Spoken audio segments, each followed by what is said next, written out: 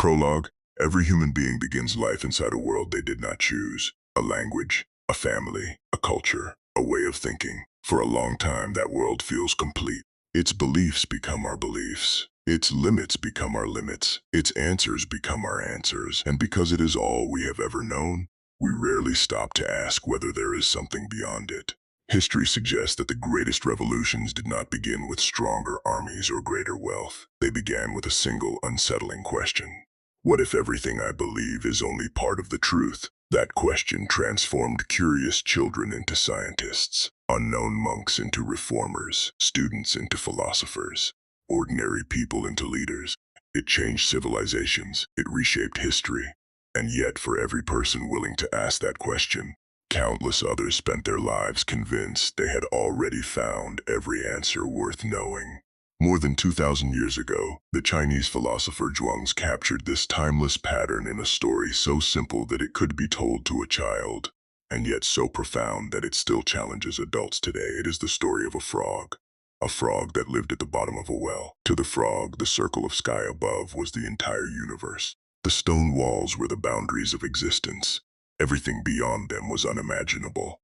Then one day, a traveler from the ocean arrived. What followed was not merely a conversation between two creatures. It was a collision between certainty and curiosity, between comfort and discovery, between the world we inherit and the world we have yet to explore. This is not a documentary about a frog. It is a documentary about every one of us, because somewhere in our lives, each of us has mistaken a well for the world. The only question is, will we have the courage to climb out? Chapter 1. The Frog at the Bottom of the Well.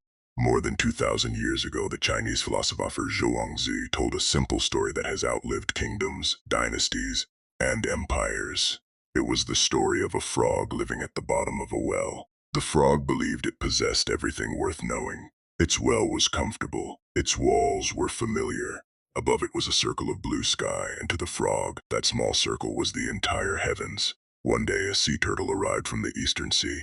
Proud of its home, the frog invited the turtle into the well and boasted about its little kingdom. "Look around," the frog seemed to say. "Isn't this magnificent? Surely there can be nothing greater." The turtle tried to describe the ocean, an endless body of water stretching beyond the horizon, tides rising and falling with the moon, storms powerful enough to reshape coastlines, depths so vast that no well could contain them. The frog could not understand, not because the turtle spoke poorly, but because the frog had never experienced anything larger than the walls around it. Zhuangzi's point was not about frogs, it was about us. The greatest prison is rarely built from stone, it is built from assumptions. Throughout history, philosophers have returned to this same idea in different forms. Confucius taught that true knowledge begins with recognizing the limits of one's understanding. A person who believes they already know everything has closed the door to wisdom before learning has even begun. Centuries later, in ancient Athens, Socrates reached a remarkably similar conclusion. He became famous not for claiming certainty, but for admitting the limits of his own knowledge. His willingness to question assumptions transformed Western philosophy and gave rise to one of history's most enduring ideas. Wisdom begins with intellectual humility. Although separated by culture and centuries, Zhuangzi, Confucius, and Socrates all arrived at the same truth. The world is always larger than the mind that believes it has already seen enough. Yet this ancient story is not really about philosophy. It is about human nature. Every generation builds its own wells. Some are built by family traditions passed down without question. Some are built by politics, where loyalty replaces curiosity. Some are built by religion when belief is confused with certainty rather than thoughtful reflection. Some are built by wealth, convincing successful people that yesterday's victories guarantee tomorrow's success. Today, many wells are built by algorithms. We consume news that agrees with us. We follow people who think like us. We mistake repetition for truth. Without realizing it, the walls grow higher while our confidence grows stronger. Modern psychology helps explain why this happens. The Nobel Prize-winning psychologist Daniel Kahneman showed that the human mind relies on mental shortcuts that allow us to make quick judgments. These shortcuts are often useful, but they can also leave us excessively confident in incomplete or mistaken beliefs. Long before psychology gave this tendency a scientific explanation, Zhuangzi had already illustrated it with a frog looking up at a small circle of sky. The story has survived for more than 2 millennia because it reveals something timeless. Human beings do not naturally see the whole world. We see only the part we have experienced. That is why history's greatest explorers crossed unknown oceans, why scientists questioned accepted truths, why philosophers challenged comfortable beliefs, why extraordinary men continued learning long after others believed there was nothing left to learn. The difference between an ordinary life and an extraordinary one is often not intelligence. It is perspective. The frog believed its well was the world. The sea turtle knew the well was only a tiny part of it. That ancient conversation has never really ended. It continues every time a person mistakes familiarity for truth, every time success becomes arrogance, every time comfort replaces curiosity, and every time someone dares to ask a dangerous question. What if the world is far bigger than I have imagined?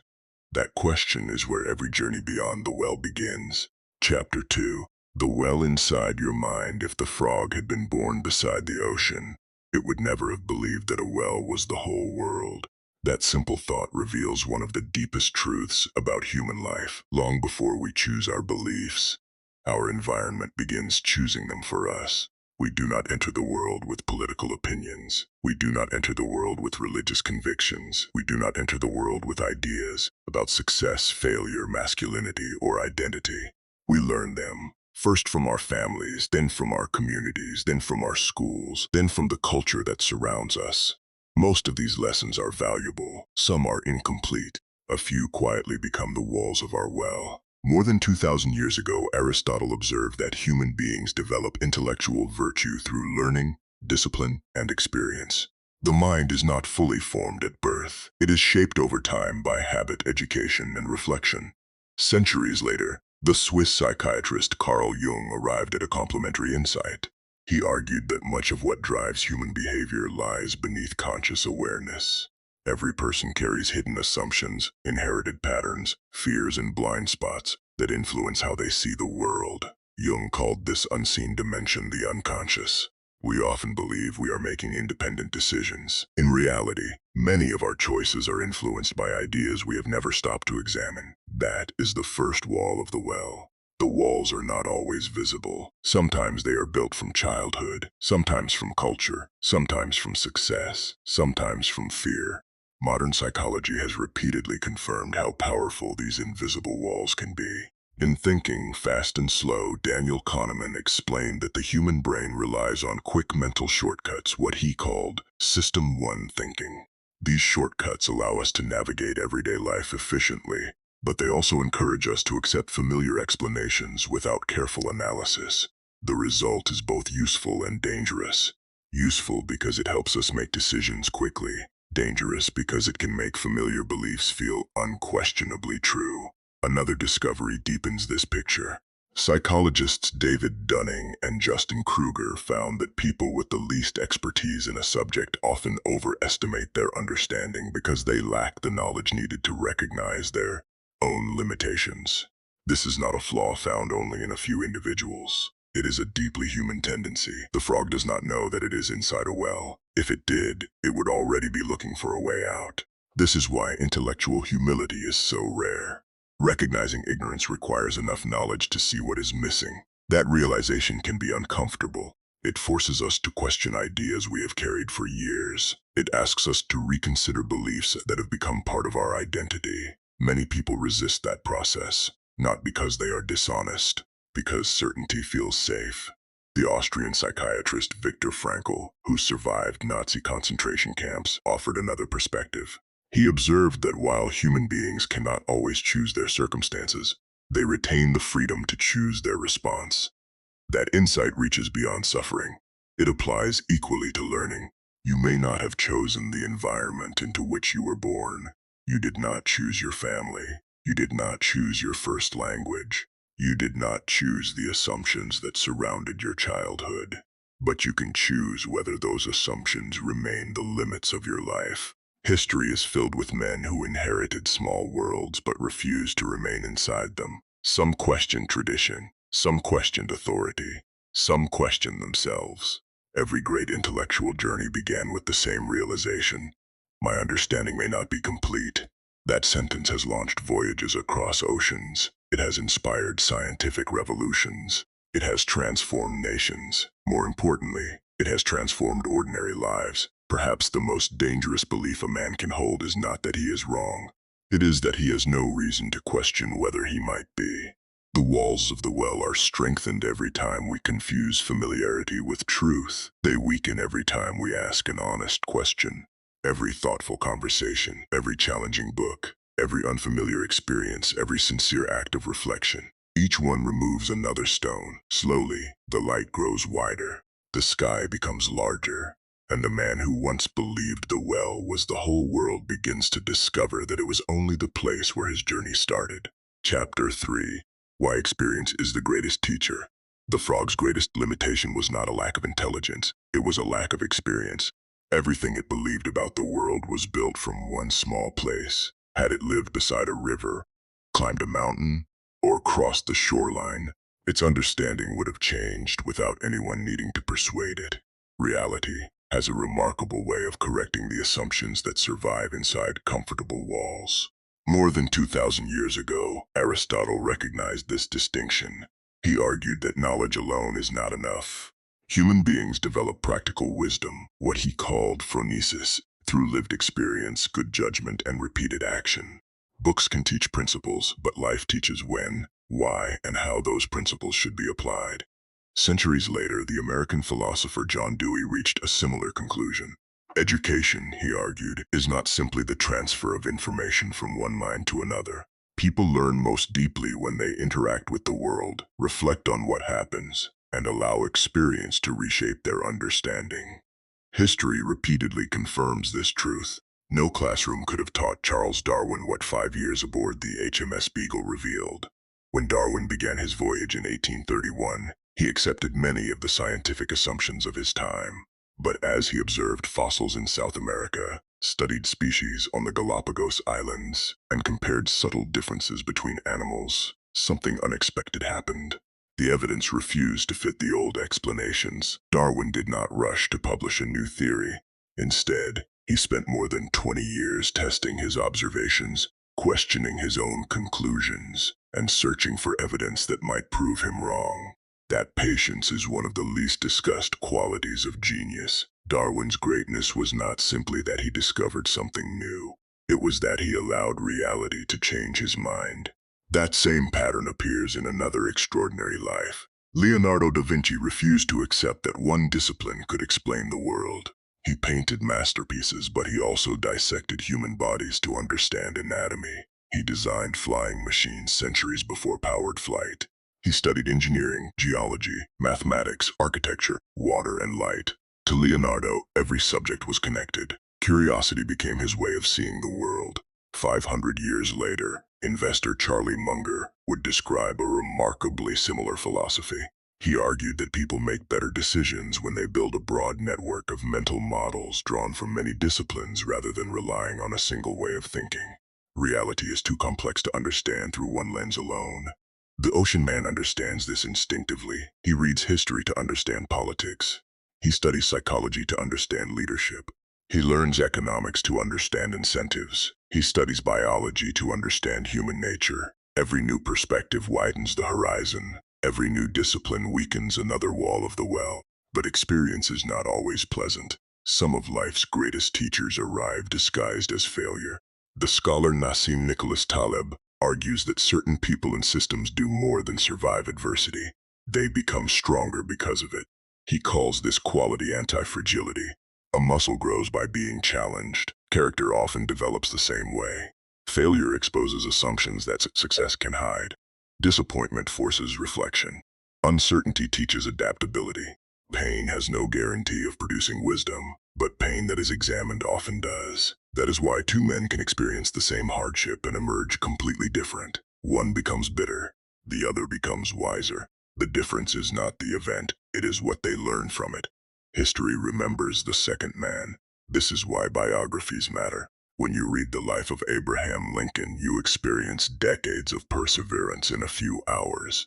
When you study Nelson Mandela, You witness how conviction can survive 27 years of imprisonment without surrendering to hatred. When you examine Marie Curie's persistence, you discover that scientific breakthroughs are often built on years of unseen labor rather than moments of sudden inspiration. A single lifetime is too short to make every mistake yourself. History allows you to borrow experience from generations that came before you. Perhaps that is the greatest gift civilization offers. Every book, every biography, every conversation with a wise mentor, every honest failure, every unfamiliar place expands the borders of your world. The frog believed knowledge came from protecting the well. History teaches the opposite. Knowledge grows when we step beyond it. The ocean man does not seek experience because it is comfortable. He seeks it because he knows that every encounter with reality has the power to replace illusion with understanding. And every time understanding grows, the well becomes smaller, the horizon becomes larger, and the world begins to reveal itself as it truly is. Chapter 4. When civilizations live inside wells, the story of the frog is not only the story of individuals, it is also the story of civilizations. Entire nations can become convinced that they already understand the world. Entire empires can mistake temporary success for permanent superiority. Entire cultures can stop asking questions. When that happens, history begins to move without them. Few historians expressed this more clearly than Will Durant. After spending decades studying thousands of years of human history, Durant reached a striking conclusion. Civilizations do not disappear because they suddenly become unintelligent. They decline when they stop learning, stop adapting, and begin believing that yesterday's achievements guarantee tomorrow's success. History, he wrote, is less a catalogue of events than a record of humanity learning, forgetting, and learning again. The British historian Arnold Toynbee arrived at a remarkably similar insight. In his monumental study of civilizations, he argued that societies rise when they respond creatively to new challenges. They decline not because challenges disappear, but because their responses become rigid. The greatest danger is not the challenge itself. It is the loss of creativity, the loss of curiosity, the loss of the willingness to change. The well becomes larger than the horizon. This pattern appears throughout history. The ancient Greeks flourished because they questioned inherited ideas. Their philosophers debated openly. Their mathematicians challenged accepted knowledge. Their scientists observed nature instead of relying only on tradition. Curiosity became one of the foundations of their civilization. Centuries later, the European Renaissance followed a similar path. Artists, engineers, physicians, astronomers, and philosophers began questioning assumptions that had stood for generations. The result was not merely better paintings or more accurate maps. It was an explosion of knowledge that transformed the modern world. History repeatedly rewards societies willing to ask uncomfortable questions. It often punishes those that refuse. Historian Jared Diamond, studying why some societies endured while others collapsed, argued that successful civilizations often fail when they ignore mounting evidence that their environment, institutions, or circumstances have changed. The warning signs are usually visible. The difficulty lies in recognizing them before it is too late. The same lesson appears in the modern world. Technology changes faster than ever. Economies evolve, industries disappear, new ideas replace old assumptions. Those who continue learning adapt. Those who cling to yesterday's certainty struggle to understand tomorrow. Historian Yuval Noah Harari has argued that one of humanity's greatest strengths is its ability to revise the stories through which societies organize themselves.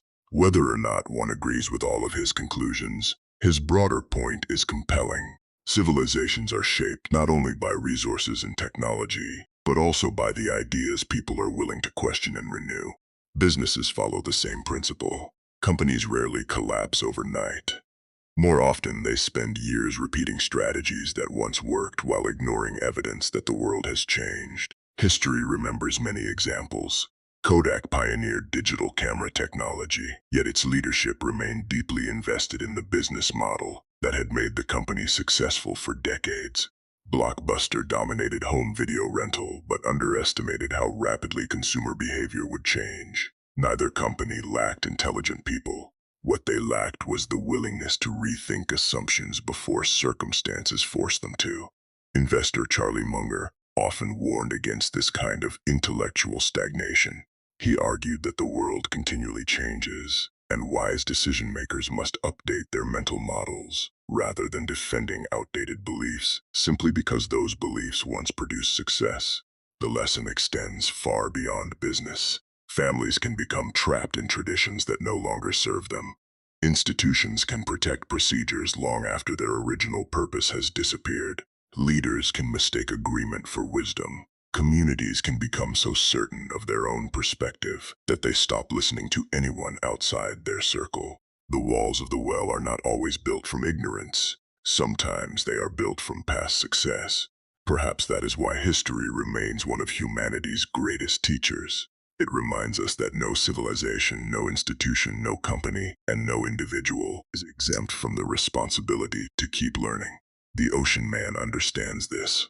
He studies history not to admire the past, but to recognize the patterns that continue shaping the present. Because the question history asks every generation is always the same.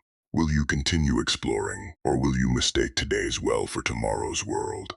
Chapter 5. The Price of Never Leaving the Well. The most dangerous wells are not the ones built from ignorance. They are the ones built from success. Failure often forces a man to ask difficult questions. Success whispers that no questions are necessary. History has shown that the moment we believe we have finally arrived is often the moment we quietly stop growing. Few writers explored this more deeply than Robert Greene. Across history, he observed a recurring pattern. Power often creates blindness. Victories convince leaders that the strategies which worked yesterday will work forever. Praise replaces honest feedback. Confidence slowly becomes arrogance, and arrogance narrows vision. The well becomes more comfortable than reality. This pattern extends far beyond kings and generals. It appears in businesses, in families, in careers, even in ordinary lives. Business thinker Jim Collins, studying companies that rose and later declined, argued that failure is often preceded not by weakness but by success that breeds complacency. Organizations begin believing they are entitled to tomorrow because they dominated yesterday. The decline is rarely dramatic at first. Begins with small decisions, listening a little less, questioning a little less, learning a little less. The walls rise one stone at a time. Another danger is hidden inside the human mind. Psychologist Carol Dweck distinguishes between a fixed mindset and a growth mindset.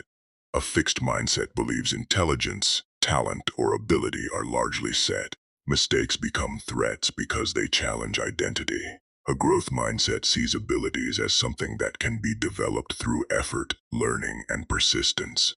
The frog protects its image. The ocean man protects his capacity to grow. That difference changes everything. The same principle appears wherever people stop challenging one another. Psychologist Irving Janis introduced the concept of groupthink to explain why intelligent groups sometimes make remarkably poor decisions. When harmony becomes more important than honest disagreement, questions disappear, doubt disappears, critical thinking disappears. History offers painful reminders. The failed Bay of Pigs invasion is often studied as a case in which decision-makers underestimated risks while reinforcing one another's assumptions instead of rigorously testing them. The lesson reaches beyond politics. Families experience groupthink. Businesses experience groupthink. Communities experience groupthink. Whenever people become afraid to ask difficult questions, the well grows deeper. Innovation faces another challenge. Professor Clayton Christensen argued that many successful companies struggle not because they lack resources or intelligence, but because they become so committed to improving existing products that they overlook emerging technologies and changing customer needs. This is what he called the innovator's dilemma. The very strengths that created success can become barriers to future success. History repeatedly confirms this pattern. Kodak helped pioneer digital photography, yet remained deeply tied to the business model that had made it successful. Blockbuster dominated home entertainment, but underestimated how quickly streaming would reshape consumer habits. The problem was not intelligence. The problem was attachment. Attachment to familiar victories, attachment to familiar assumptions, attachment to the well. This pattern appears in personal life as well. A father may continue raising his children exactly as he was raised without asking whether the world his children face has changed. A professional may stop learning after reaching a respected position, believing experience alone will carry him through the rest of his career. A marriage may slowly weaken because both partners assume they already know each other, forgetting that people continue changing throughout life. The walls are not built in a single day. They are built every time curiosity is replaced by certainty, every time pride silences humility, every time comfort replaces growth. History teaches that collapse rarely begins with catastrophe. It begins with neglect. Neglecting to question, neglecting to listen, neglecting to adapt, neglecting to learn. The tragedy is that most people notice the collapse only after it becomes visible. By then, the habits that caused it have often been forming for years. The frog believes safety lies in remaining where everything is familiar. The ocean man understands that real security comes from remaining capable of learning, adapting, and changing. Because the future has never rewarded those who merely defended yesterday. It has always rewarded those willing to understand tomorrow. And perhaps the greatest cost of remaining inside the well is this: you never discover the person you might have become had you continued exploring. Not because opportunity never existed, but because certainty convinced you there was nowhere left to go. Chapter 6. Climbing out of the well. Every remarkable journey begins the same way, not with certainty, but with a question. The frog escapes the well not because it suddenly becomes stronger. It escapes because it first becomes curious. The moment a man asks, "What if my understanding is incomplete?" the first stone in the wall begins to loosen. More than 2,000 years ago, Socrates transformed philosophy by asking questions that unsettled comfortable assumptions. Rather than presenting himself as a man who possessed all the answers, he challenged others, and himself, to examine beliefs that had gone unquestioned. His method was deceptively simple. Ask, listen, question again. The goal was never to win an argument, it was to move closer to the truth. That is the first step out of the well. Intellectual humility, not humiliation, humility. To admit that there is still more to learn is not weakness. It is the beginning of wisdom. The Chinese philosopher Confucius returned repeatedly to this same principle. He taught that learning is a lifelong pursuit, and that genuine understanding grows through continual study, reflection, and self-improvement. In one well-known saying, he observed that real knowledge is knowing the extent of one's ignorance. Separated by continents and centuries, Socrates and Confucius reached remarkably similar conclusions. The wisest people are rarely the most certain. They are the most teachable. But curiosity alone is not enough. Questions must be followed by action. The American philosopher and educator John Dewey argued that experience becomes valuable only when it is examined. Reflection transforms events into lessons. Many people live through difficult experiences. Far fewer stop to ask, what has this experience revealed about me? Without reflection, life becomes repetition. With reflection, life becomes education. This is why keeping a journal, revisiting difficult decisions, or honestly evaluating mistakes has shaped the lives of so many thoughtful leaders throughout history. Learning also requires practice. Psychologist Anders Ericsson, whose research on expertise transformed our understanding of high performance, found that mastery is not built simply through repetition. It develops through deliberate practice, focused effort aimed at improving specific weaknesses with consistent feedback. The ocean man does not practice only what he already does well. He practices what exposes his limitations. Growth begins where comfort ends, but knowledge gathered from only one field creates another danger. A new well. Investor and thinker Charlie Munger spent decades encouraging people to build what he called a latticework of mental models. Instead of relying on one discipline, he believed the best decisions emerge by drawing insights from psychology, economics, history, mathematics, biology, engineering, and other fields. Reality does not divide itself into university departments. Life's problems rarely belong to only one subject. The broader your understanding becomes, the more connections you begin to see. The walls grow lower, the horizon grows wider. The journey also demands courage. Scholar Nassim Nicholas Taleb argues that uncertainty is not always something to be feared. Under the right conditions, challenge, volatility, and stress can strengthen people and systems rather than merely damage them. The lesson is not that every hardship is good. Many hardships are deeply painful. The lesson is that avoiding every uncertainty often prevents the very growth we seek. The man who never risks being wrong rarely discovers something new. The man who never enters unfamiliar territory rarely expands his world. History supports this pattern again and again. The great explorers crossed oceans without accurate maps. Scientists challenged accepted theories without knowing where the evidence would lead.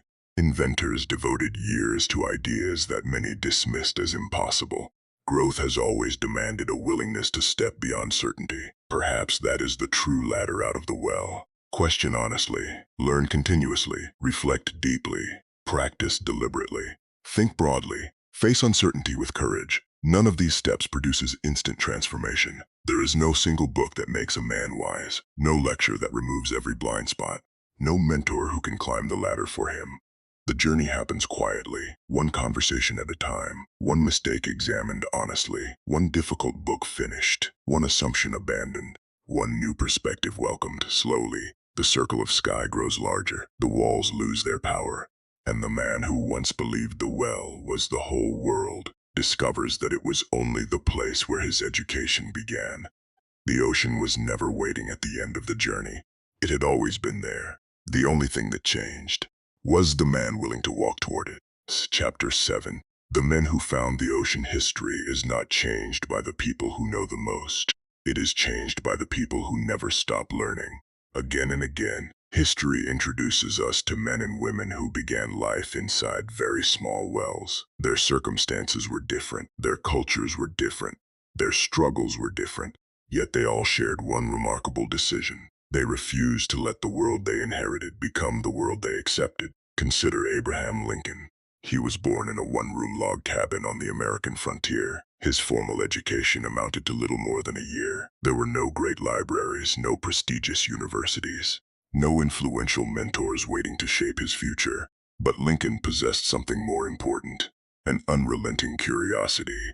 Neighbors remembered the young Lincoln walking miles to borrow books. After long days of physical labor, he would sit beside the fire, reading by candlelight, copying passages onto wooden boards when paper was unavailable.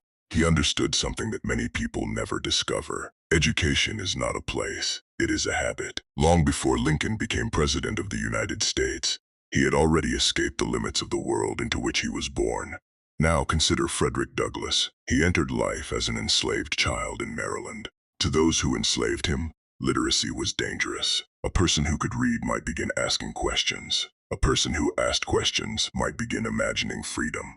And a person who imagined freedom became difficult to control. When Douglass secretly learned to read, he later described the experience as both liberating and painful. The more he understood, the more clearly he recognized the injustice surrounding him. Knowledge did not immediately change his circumstances. It changed his mind. And once the mind changes, the future begins changing with it.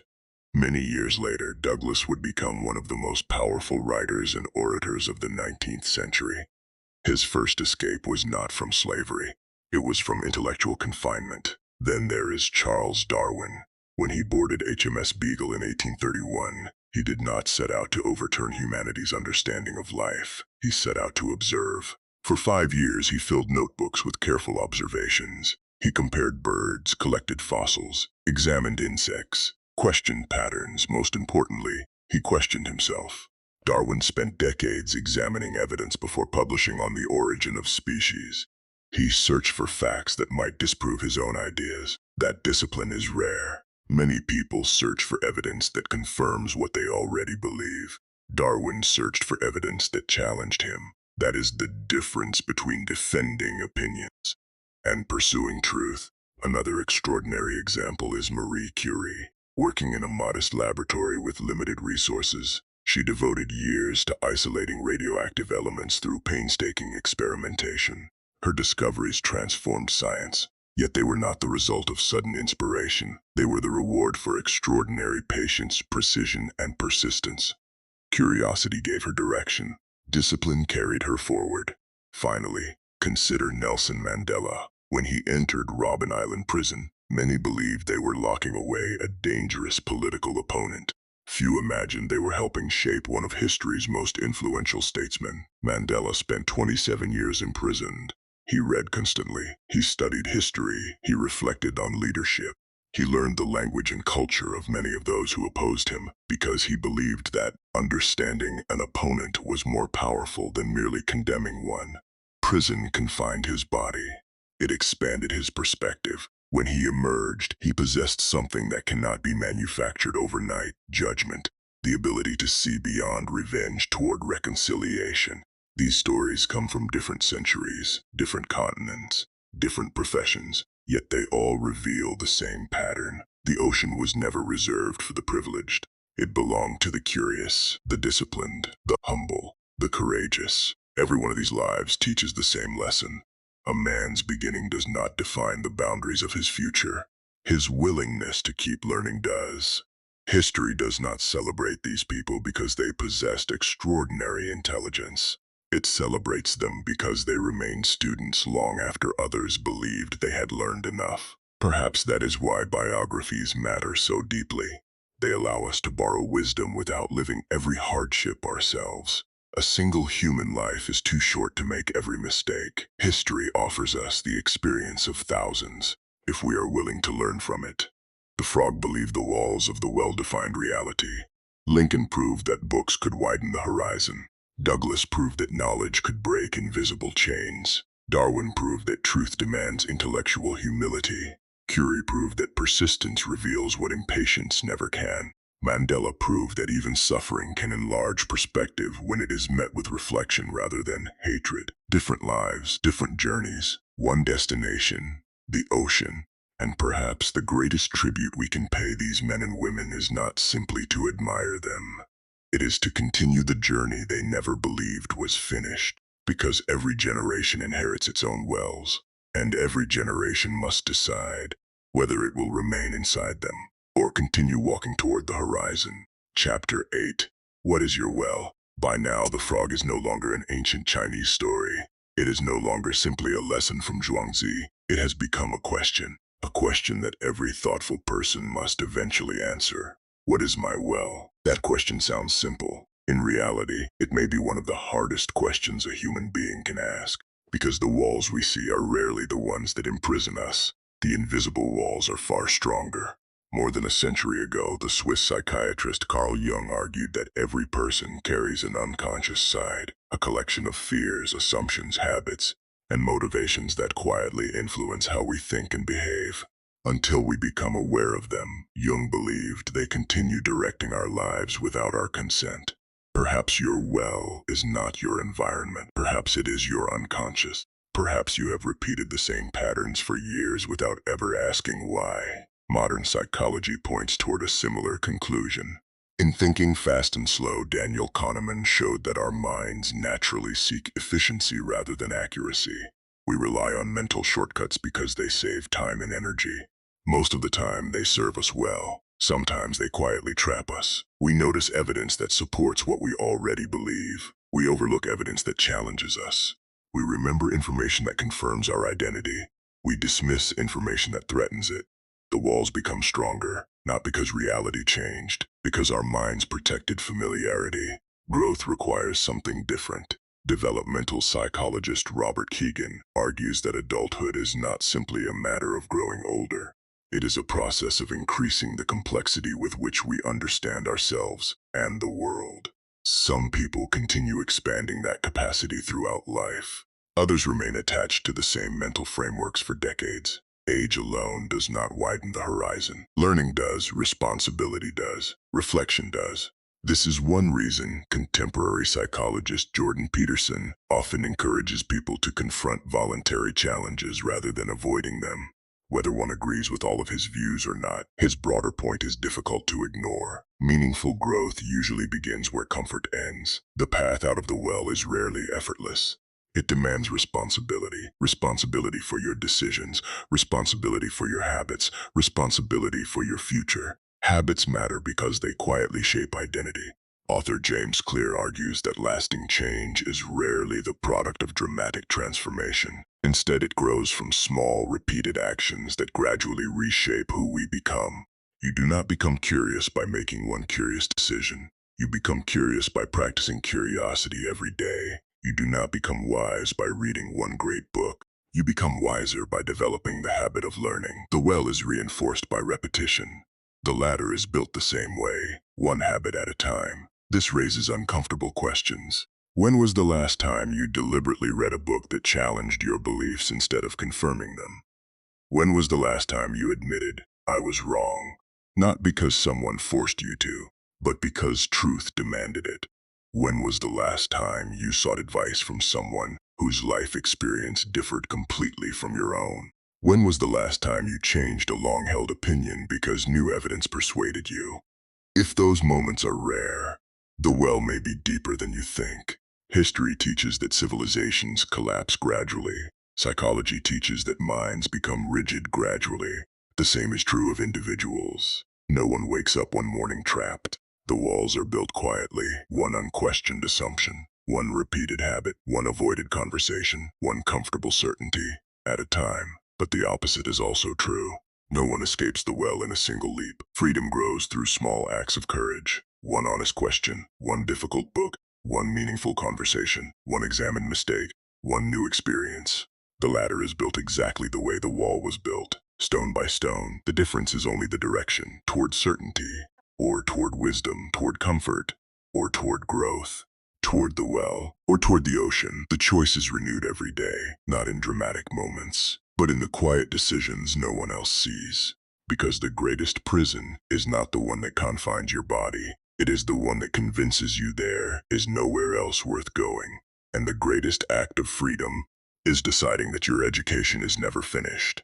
Climbing Chapter 9. Beyond every horizon more than 2,000 years ago, Zhuangzi told the story of a frog that believed its well was the whole world. At the beginning of this documentary, that story sounded like an ancient parable. Now, it should sound like a lifelong challenge. Every chapter has asked the same question in a different way. What happens when we mistake familiarity for reality?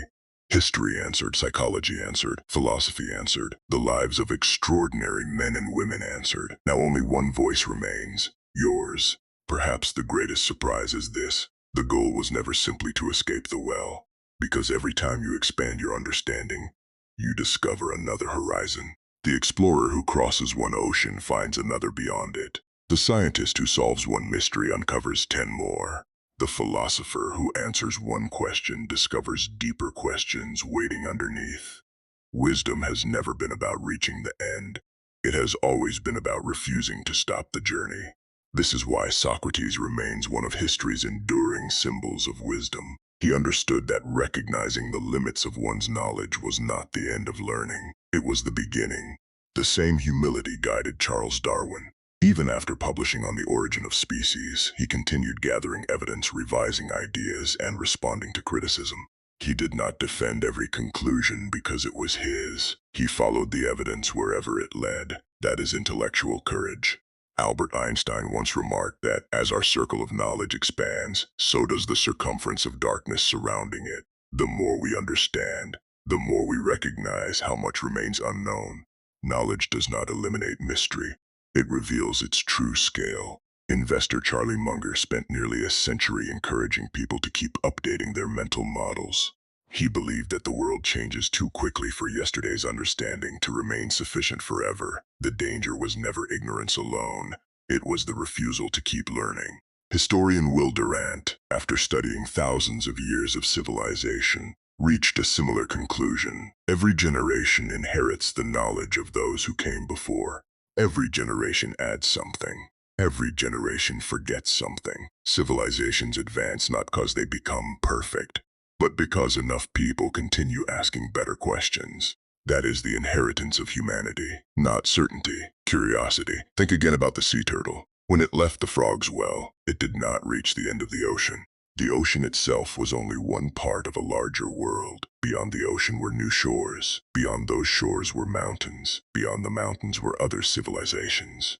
Beyond those civilizations were ideas still waiting to be discovered. The journey had no final destination, only new horizons. Perhaps this is why the greatest thinkers remained remarkably humble. The more they learned, the less interested they became in appearing certain. Their confidence rested not in possessing every answer, but in trusting the process of continual learning. That is the difference between intelligence and wisdom. Intelligence accumulates information. Wisdom remains teachable. The frog asks, how can I protect the world I already know? The ocean man asks, what have I not yet understood? One question builds walls. The other builds bridges. Long after this documentary ends, your routines will still be there. Your habits will still be there. Your assumptions will still be there. But so will opportunity. The opportunity to read one more difficult book, to have one more honest conversation, to admit one more mistake, to change one more opinion when the evidence deserves it, to step beyond one more familiar boundary. History has shown that this is how civilizations grow. Psychology has shown that this is how minds mature. Philosophy has shown that this is how wisdom begins. The ocean is not a place, it is a way of living, a commitment to remain curious, a willingness to remain humble, a discipline of continually examining what you think you know. One day, years from now, you may look back on the person you are today. You may smile, not because today's version of you was foolish, but because your world has become larger than it is now. That is not failure. That is growth. And perhaps that is the lesson Zhuangzi hoped his readers would discover all along. The frog was never the enemy. Complacency was. The well was never the enemy. Certainty was. The ocean was never merely water. It was possibility. So do not spend your life searching for the final horizon. There isn't one. Instead, become the kind of person who never stops walking toward it. Because the greatest achievement is not escaping one well. It is becoming someone who has the courage to leave every well behind, again and again, for the rest of your life.